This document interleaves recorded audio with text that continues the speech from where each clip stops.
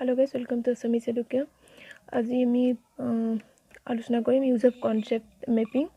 আৰু আমি আগতে কনসেপ্ট মেপিং আমি আগতেও পাৰ্ট 1 ত আমি এখিনি আলোচনা কৰি আহিছিলো যে তাৰ আগতে আমি কনসেপ্ট মেপিং কি আসলতে বা শিক্ষাত কেনেকৈ প্ৰয়োগ কৰা হয় বা কনসেপ্ট মেপিং প্ৰদৰ্শিত কেনেকৈ কৰে আৰু সৰ্বপ্ৰথম শিক্ষাত কনসেপ্ট মেপিং কোনে সৰ্বপ্ৰথম প্ৰয়োগ কৰিছিল সেইখিনি আমি পাৰ্ট 1 ত আলোচনা কৰিছিলো টপিক 7 আছিল পাৰ্ট 1 আৰু আজি আমি আলোচনা কৰিম যে ইউজেছ অফ কনসেপ্ট মেপিং ঠিক আছে যে কনসেপ্ট মেপিংৰ ব্যৱহাৰ হেতু আজি আমাৰ পাৰ্ট 2 হয় প্ৰথম চাম আসলতে কঠিন বিষয়সমূহ সদায় কি হয় পদানুক্ৰমত সহজভাৱে বুজিবলৈ সহজ হয়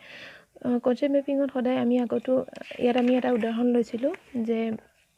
সদায় প্ৰথম কি হয় মূল যেটো বিষয় হয় হেতু সদায় ওপৰত থাকে আৰু তাৰ যিবোৰ সাব টপিক হয় হেখিনি আমাৰ তলত থাকে সেই কাৰণে কি হয় সদায় যেহেতু মেইন টপিক খিনি ওপৰত থাকে আৰু সাব টপিক সমূহ তলত থাকে তেনেকৈ এটা পদানুক্ৰমত সেই বস্তুখিনি সজোৱা থাকে সেই কাৰণে কি হয় যেতিয়া তানৰ জটিলৰ পৰা চলতে সহজলৈ এনেকুৱাকে সজোৱা হয় বস্তুখিনি তেতিয়া কি হয় বুজিবলৈ সহজ হয় তাৰ পিছতো চাম আমি শিক্ষণত ইয়াৰ প্ৰয়োগৰ দ্বাৰা মুখ্য বিষয়সমূহত শিক্ষকৰ ধ্যান কেন্দ্ৰিত হয় তথা তাৰ লগত জড়িত বিষয়সমূহ বুজিবলৈ সহজ হয় সদায় কি হয় যেহেতু যিসমূহ মেইন টপিক থাকে সেইখিনি সদায় বৃত্তৰ দ্বাৰা কি হয় কনসেপ্ট মেপিংত বৃত্তৰ দ্বাৰা সেইখিনি চিহ্নিত কৰা হৈ থাকে যিখিনি ধৰা এতিয়া পানীটো আমি এনেকুৱাকে ঠিক আছে এটো ধৰা পানী হয় আৰু পানীটো আমাৰ এনেকৈ বৃত্তৰ দ্বাৰা চিহ্নিত কৰা থাকিব তাৰ পিছত আমাৰ এনেকুৱাকে ধৰা প্ৰথম আহিব পানীৰ আকাৰখিনি প্ৰথম আহিব ধৰা গুটা তাৰ পিছত আমি জুলিয়া এনেকুৱা টাইপত কি হয় তাৰ পিছত গেছিয় এনেকুৱাকে হেখিনি ধৰা ভাগ হৈ থাকে প্ৰথম কি আহিব তেতিয়া ধৰা পানীটো হৈছে মেইন টপিক হল তাৰ পিছত হে তিনিটা আকাৰ গুটা জুলিয়া গেছিয় এখিনি কি হল প্ৰথম যেটো পানীটো মেইন টপিক হয় কাৰণে এখিনি হাইলাইট কৰা হৈ থাকিলে সেই প্ৰথম বৃত্তৰ হেখিনি চিহ্নিত কৰা হৈ থাকিলে তেনেকৈ যেটো আৰু মেইন টপিকসমূহ তেনেকৈ বৃত্তৰ দ্বাৰা চিহ্নিত কৰা থাকে সেই কাৰণে কি হয় শিক্ষক যেতিয়া শিক্ষণ কাৰ্যত তেনেকৈ কনসেপ্ট মেপিং প্ৰয়োগ কৰি শিকোৱা হয় তেতিয়া সেই যিখিনি মেইন টপিকখিনি সেইখিনিলৈ মানে সেইখিনিৰ ওপৰত ধ্যান কেন্দ্ৰিত হৈ থাকে আৰু বিষয়সমূহ তেতিয়া তাৰ লগত যিখিনি জড়িত সাব টপিকসমূহ সেইখিনি বুজিবলৈ কি হয় সহজ হয় তাৰ পিছতো যে সংকল্পনা মানচিত্ৰৰ দ্বাৰা পাঠ যোজনা বনোৱাত সহায় হয় সংকল্পনা মানচিত্ৰৰ দ্বাৰা পাঠ যোজনা ধৰা লেসন প্ল্যান বনাবলৈ কি হয় সহজ হয় কাৰণ বস্তুখিনি যেহেতু এটা পদানুক্ৰমত বস্তুখিনি সজোৱা হৈ থাকে আৰু পাঠ যোজনা বনোৱাত সেই কাৰণে সহজ হয় যেহেতু বস্তুখিনি যিখিনি বিষয় হয় সেইখিনি ইটোৰ পিছত সিটো ধৰা মানুহৰ ধ্যান কেন্দ্ৰিত হৈ থাকে আৰু সেই কাৰণে তাৰ ওপৰত সেইকাৰণে লেসন প্ল্যান বনাবলৈও উতে বস্তুখিনি যেহেতু এটা ৰূপৰেখা ৰূপত এটা সজ্জিত হৈ থাকে সেই কাৰণে কি হয় পাঠ যোজনা বনাবলৈও সংকল্পনা মানচিত্ৰৰ দ্বাৰা সহজ হয় তাৰ পিছত আছে সংকল্পনা মানচিত্ৰৰ দ্বাৰা পাঠ এটা অধিক স্পষ্ট হয়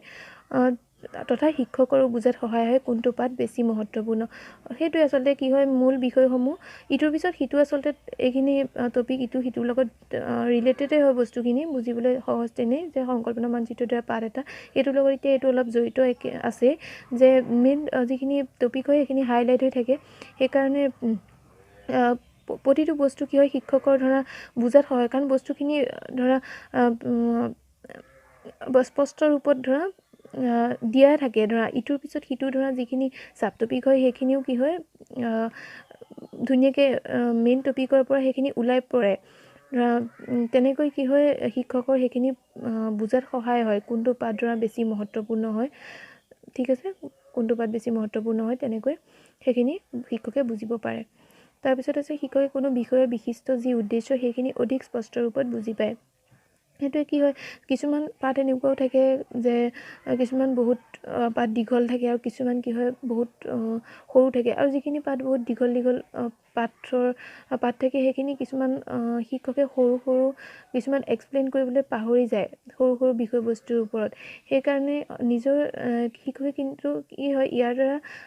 মেইন টপিকসমূহ যেহেতু কি হয় হাইলাইট হৈ থাকে সদায় বৃত্ত সাৰ্কুলৰ দ্বাৰা সেইকাৰণে কি হয় যেহেতু সেইকাৰণে মেইন যিখিনি উদ্দেশ্য হয় বিষয়টোৰ যিখিনি উদ্দেশ্য হয় সেইখিনি কি হয় স্পষ্ট ৰূপত শিক্ষকে বুজি পায় তাৰ পিছতো আছে বিষয় অনুসৰি শিক্ষণ সামগ্ৰী বাছনি কৰাত সুবিধা হয়। কাৰণ সকলো বস্তু যিহেতু শিক্ষকে কি হয় আগতীয়াকৈ পাঠটোৰ আগতীয়াকৈ প্ৰথম ধৰা ছাব টপিকসমূহ মেইন টপিকটো বাছিলে, তাৰপিছত ছাব টপিকসমূহ বাছিলে, তেনেকৈ সকলো পদানুক্ৰমত যিহেতু সজোৱা হৈ থাকিব এটা পাঠ, ঠিক আছে। তেনেকুৱাত ৰূপৰেখাৰূপে সকলো বস্তু যিহেতু আগতীয়াকৈ এজন শিক্ষকে গম পায়, সেইকাৰণে কি হয় সেই লেচনটো অনুসাৰে যিটো পাঠ দিয়া থাকিব, যিটো বিষয় শিক্ষকে পঢ়াবলৈ যাব, সেইটোৰ ওপৰত যিখিনি সেই বিষয়টোৰ ওপৰত যিখিনি ধৰা শিক্ষণ সামগ্ৰী ব্যৱহাৰ কৰিব, সেইখিনি আগতীয়াকৈ এজন শিক্ষকে কি কৰিব পাৰে বাছনি কৰি লোৱাত কনচেপ্ট মেপিঙে সহায় কৰে বা কনচেপ্ট মেপিঙৰ দ্বাৰা সেইখিনি সুবিধা হয়। শিক্ষকৰ শিক্ষণ পদ্ধতি অধিক মজবুত হয়। সেইখিনি সদায় কি হয় এনেকৈ স্পষ্ট ৰূপতো কনচেপ্ট মেপিঙৰ দ্বাৰা কি হয় শিক্ষণ আচলতে অধিক স্পষ্ট হৈ পৰে। তাৰ শিক্ষণ সামগ্ৰী বাছনি কৰাটো এজন শিক্ষকৰ সুবিধা হয় এইখিনি, আৰু পাঠ যোজনাও কৰিবলৈ সুবিধা হয়। সেইকাৰণে সেই সকলোবোৰ সামৰি এজন শিক্ষকৰ কি হ'ব কনচেপ্ট মেপিঙৰ দ্বাৰা শিক্ষণ পদ্ধতি এজন শিক্ষকৰ অধিক মজবুত হৈ যায়। তাৰপিছত আছে মস্তিষ্ক উত্তোলন, যিটো আমি ব্ৰেইন ষ্টৰ্মিং বুলি কওঁ, তথা জটিল সংৰচনাৰ ৰূপৰেখা প্ৰস্তুত কৰাত সহায় হয়। সেইটো প্ৰথম আচলতে যিখিনি জটিল বিষয়সমূহ সেইখিনিও কনচেপ্ট মেপিঙৰ দ্বাৰা কি হয় সহজ ৰূপে উপস্থাপন কৰাত সহায় হয়। যিহেতু প্ৰথম সদায় যেতিয়া কনচেপ্ট মেপিঙৰ দ্বাৰা কোনো এটা টান টপিকো মানে পঢ়াবলৈ যোৱা হয়, তেতিয়া মেইন টপিকটোত যেতিয়া ওপৰত থাকে তাৰপিছত কিছুমান সৰুকৈ কি হয় ছাব টপিকবোৰ ওলাই আহি থাকে। তেনেকৈ কি হয় কিছুমান জটিল সংৰচনাও কনচেপ্ট মেপিঙৰ দ্বাৰা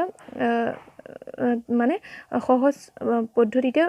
উপস্থাপন কৰাত সুবিধা হয়। তাৰপিছতো আছে শিক্ষাৰ্থীয়ে কোনো এটা বিষয় কিমান বুজি পাইছে শিক্ষকে সংকল্পনা মানচিত্ৰৰ দ্বাৰা ব্যৱস্থিত কৰিব পাৰে, আৰু ছাত্ৰই সহযোগাত্মক অধিগম কৰিব পাৰে তথা নিজৰ জ্ঞানৰ নমুনা দাঙি ধৰিব পাৰে। শিক্ষাৰ্থীয়ে মানে কি হয় কনচেপ্ট মেপিঙৰ দ্বাৰা শিক্ষকে শিক্ষাৰ্থীসকলৰ মূল্যায়ন কৰিব পাৰে, সহযোগাত্মক অধিগম, আৰু সেই অধিগম কৰিব পাৰে। ধৰা শিক্ষকে আগতীয়াকৈ কৈছিলোঁ এইটো বিষয়ে আগতেও যে শিক্ষকে কি হয় কোনোবা এটা বিষয় যেতিয়া পঢ়াবলৈ যাব সেইটোৰ ওপৰত শিক্ষকৰ যেতিয়া কনচেপ্ট মেপিঙৰ দ্বাৰা বুজাব, তেতিয়া কি হয় কোনটো বিষয়ে কিমানলৈকে শিক্ষাৰ্থীসকলৰ ধাৰণা আছে সেইখিনি এজন শিক্ষকে সেইখিনি গম পাব, আৰু সেইখিনি ক্ষেত্ৰতো কি হ'ব ছাত্ৰ ছাত্ৰীকো সহযোগাত্মক অধিগম এজন শিক্ষকে কৰিব পাৰে, আৰু নিজৰ ছাত্ৰ ছাত্ৰীসকলে তেনেকৈ কি কৰিব পাৰে নিজৰ জ্ঞানৰ নমুনা শিক্ষকৰ আগত দাঙি ধৰিব পাৰে। তাৰপিছত আছে মূল্যায়ন সেইটো প্ৰয়োগ কৰা হয়, আৰু ইয়াৰ প্ৰয়োগ ফৰ্মেটিভ আৰু চামেটিভ এছেছমেণ্টৰ ওপৰত কৰিব পাৰি। এজন শিক্ষকে আমি আগতো আলোচনা কৰি আহিছিলোঁ ইয়াৰ ওপৰত যে এজন শিক্ষকে কি হয় কনচেপ্ট মেপিং সদায় মূল্যায়ন কৰিবৰ কাৰণে কৰে, আৰু মূল্যায়ন কিয় কৰে ছাত্ৰ ছাত্ৰীটোৰ জ্ঞানৰ কিহৰ মানে বিষয়টোৰ ওপৰত কিমান ধাৰণা আছে তাহাঁতক, আৰু কিমান বুজোৱাৰ দৰকাৰ আছে, কিমানলৈকে তাহাঁতি বুজি পাইছে, এই সকলোখিনি চাবৰ বাবে এজন শিক্ষকে মূল্যায়ন কৰে কনচেপ্ট মেপিঙৰ জৰিয়তে।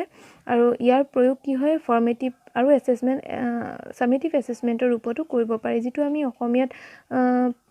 অবিৰত আৰু বোধগম্য মূল্যায়ন বুলি কওঁ আচলতে। তেনেকুৱা ফৰ্মেটিভ আৰু এছেছমেণ্টৰ ৰূপতো এজন শিক্ষকে মূল্যায়ন কৰিব পাৰে। এইখিনি আছিল আমাৰ কনচেপ্ট মেপিঙৰ ব্যৱহাৰ।